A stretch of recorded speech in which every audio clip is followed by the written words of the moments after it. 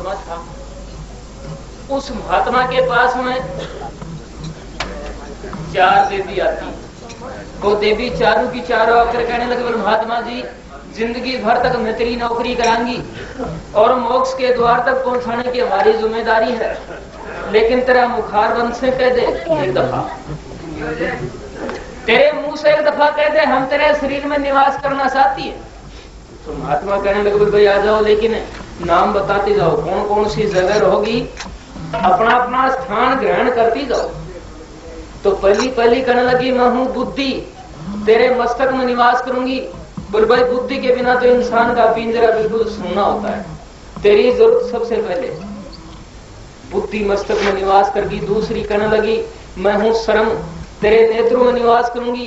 बोल भाई शर्म के बिना इंसान और हवान में कोई फर्क नहीं होता है, जरूरत तेरी भी है। जब शर्म नेत्रों में निवास कर जाती है, तीसरी कहने लगी मैं हूँ दया, तेरे हृदय में निवास करूंगी।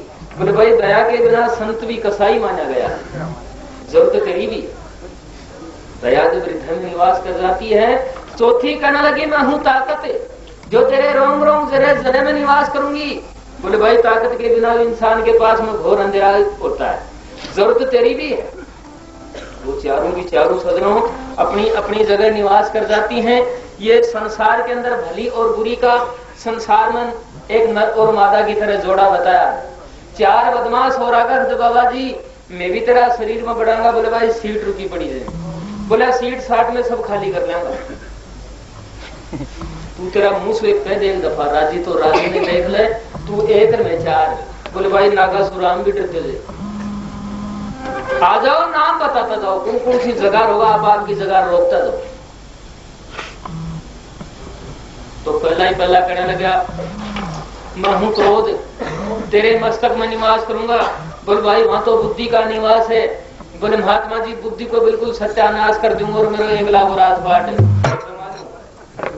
आ भाई ठाडा का 2 बाटा। दूसरा कहने लगा मैं हूं काम, तेरे नेत्रों में निवास करूंगा। सजनों ये हमारे बुजुर्गों का कहना है कि शर्म की आंख झाज से भारी और बेशर्म की आंख लाज से न्यारी। जब कामदेव कहने लगा मैं तेरे नेत्रों में निवास करूंगा। बोले भाई वहां तो शर्म का निवास है। बोले महात्मा जी शर्म मेरा नाम सुनते ही भाग जाएगी, मेरा अकेले का वहां पर बोध वाला।